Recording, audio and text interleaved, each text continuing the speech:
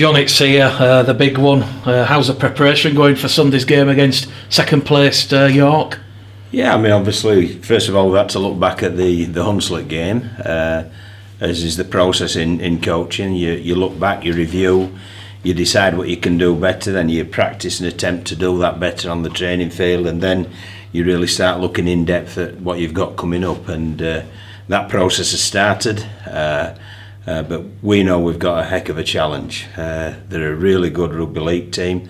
They play some expansive rugby league, but what people I think they go under the radar with is there's such a tough defensive side as well, and points are at a premium against them. So we know we'll have to be very much on the money with all our game, our all-round game against them, and we need our A game from all 17 selected players.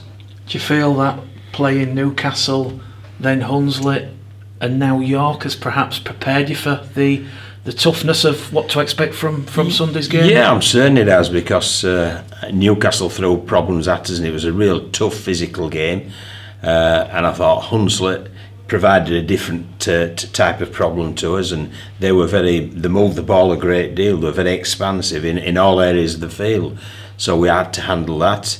But again, they tested our defence, and we showed that great defensive resolve. But I thought we looked better with ball in hand against Hunslet, so there was progression from the Newcastle game, and there'll need to be further progression for this game against York. As I say, we'll have to bring our A games to the table, but it has been good to line up against two tough oppositions and to be tested physically and mentally, which is what we've been. John, you have a lot of experience in the game as a head coach. I mean, how do you prepare for these big games? Do you prepare for them differently, or is it going to be same as usual? Well, you do the processes that you do every week. Yeah, you've got to do that, but obviously, the hype around the game makes it a special game, and I think that York will be fully aware it's a special game, just as we are.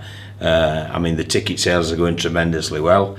It looks like it will be our record for League One, which we'll be very proud of once again, and hopefully the fans will really get behind us and make it an intimidating place for the York City Knights players. But no, it's a big game, and you've got to tick all the boxes that you normally tick, and there may well be one or two extra ones as well that we'll look at. A few people have built it up as John Kear against James Ford, the old experience against the new boy on the block. I mean, James Ford brings a bit of a youthful exuberance to York, and he's just signed a 3-year deal, and as we said, John, York having a fantastic season. Oh, they are. They've been one of the success stories of the year, there's no doubt about that. I mean, the crowds that they get in, I think they've been very smart with the marketing and how they've attracted people to their ground.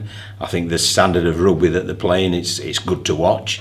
And it's obviously very efficient as well, because the posting win after win after win. And obviously James Ford's a very good coach, as assisted by his coaching staff. But it isn't just about James Ford against John Kear. You could have said Gary Thornton against John Kear, because I think Gary's done a great job at Hunslet as well. And you could replicate that with Richie Horn at Doncaster, Leon Price, and and Carl Forster up at Whitehaven. So yeah, they're all doing the job. All coaches do the job, and do the job to the best of our ability. So I think I'd sooner it be billed as Bradford, Bowlesby, York City Knights, and that's obviously what people are coming to see. You mentioned that York are an expansive type of side, John. I mean, Odsal, it is quite vast. It's certainly not as constrained as Bootham Crescent.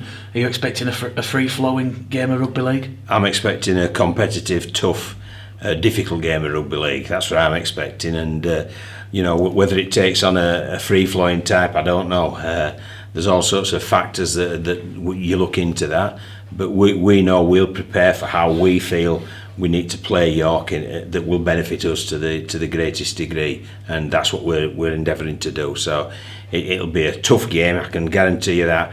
Whether it's a pretty, I don't know. So we'll see how it unfolds. In terms of the playing squad, John, there were a couple of injuries from the most recent game against Hunslet, one to Ashley Gibson and one to James Laithwaite. Can you give us an update on those injuries, please? Yeah, Ash has broken his thumb, which is a blow, because I think he's been in great form this year.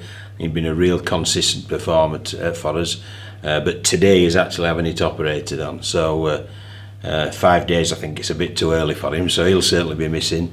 and James Laithwaite looks like he's broken his leg, you know, as a result of a tackle. So again, he'll be missing for a fair period of time. But you know, that's how it is. I don't think we've had a full roster to choose from yet. So you know, why spoil it now? So that we're 2 down. But obviously we've also recruited as well as you know, as well as getting Lee Smith back fit. So there's plus points as well as negatives. Obviously the recruitment has been Jordan Lilly. How did that move come about, and what can Jordan bring to the side in the coming weeks? Well, I think it's long been known that everybody at Bradford is a big admirer of Jordan, because I think he made a big impression upon the team, upon the club, upon the fans when he was last year, and he is obviously a really good player, and he'll bring a lot to the party. The biggest thing I think he'll bring is competition. You know, we've got 2 cracking halfbacks in Joe Keys and Dane Chisholm. We've now got 3 cracking halfbacks, and you know, hopefully they'll push each other to perform really to the top of their games. And should that happen, obviously we'll benefit as a team, the fans will benefit as well from watching the game. So what he will bring is competition, and high quality competition, because he's a high quality player. And obviously, John, it's an 18-month loan deal, pretty much unheard of in rugby league circles, but that'll allow Jordan Lilly to settle down, get a bit of continuity, and build into the Bull structure. Yeah, I felt a bit sorry for Jordan, to tell you the truth, and I think it's an indictment on the player development pathway that we've currently got in rugby league. You know, Jordan this year's played for Featherstone, played for Lee, and played for Leeds. Well, you don't know if you're coming or going, if you're playing a different team every other month. Well, hopefully now this can be his home for the next year and a half, and hopefully that stability will bring out the best in Jordan. I'm certain that it will, and I'm certain that we can look for an exciting 18 months. But as I said, Jordan's got to earn his shirt first, because we've had 2 guys who've been playing really well in Keys and Chisholm, and there's been a 3rd guy who's popped up there when required in Brandon Pickersgill, and old Elliot Manchella didn't do a bad job when he had to play there. So you know, we're pretty gifted in that position, but the 6, 7, 9 and 1 are the most important positions in any rugby league team. They're your spine, they're your conductors. Rest of them are the orchestra. So we've got a good conductor that's joined us. Greg McNally available? Did he come through Hunslet? He did. Yes, he started feeling a bit sore as the game progressed. But we got him off at that point, and you know, and young Pickersgill again did a great, you know, that 12 to 15 minutes he was on the field. I thought he made a great impression once again, and I've been absolutely delighted with him as a young player and an improving player. But obviously Greg's a standout fullback. He really is. He's done it at the top end of the Championship as well as the lower end of Super League. So I mean, Greg came through okay, and obviously Greg will be running out on Sunday. And how important is it, John, to help you in terms of having that leadership and experience out on the field? Is it to have players like Greg McNally and Lee Smith available for this massive game on Sunday? It's massively important. I think the best scenario the best picture I can paint is the impact that George Flanagan had. You know, against Hunslet, he had a massive impact upon the game. And that's what an experienced player can do, because an experienced player knows what's required. George realised we needed a bit of a lift in our middles, we needed that enthusiasm, and we needed that determination and that toughness that he brings week in, week out. And that's the type of thing that you get from experienced players. You need young players, and young players need to get experience, but you've also got to, it's a strange mix that you've got to get in there so that the team's comfortable, you know, with their naivety as well, and their enthusiasm, as well as with the t-shirt. I've seen this, I've done it before, and I know I can handle it for the next time. And John, a massive game in Betfred League One on Sunday. The spotlight well and truly firmly on the competition, not just on Bradford and York. Do you think that a big crowd at Odsall, a record League One attendance for the season, sends a message to some of those Super League clubs who are perhaps potentially thinking of the merits of the funding to League One? Well, I think, I've said this before, Mick. I mean, you know, without the community game, you haven't got League One. Without League One, you haven't got Championship. Without Championship, you haven't got Super League. It's a pyramid, and it goes up in an apex like that to the very elite.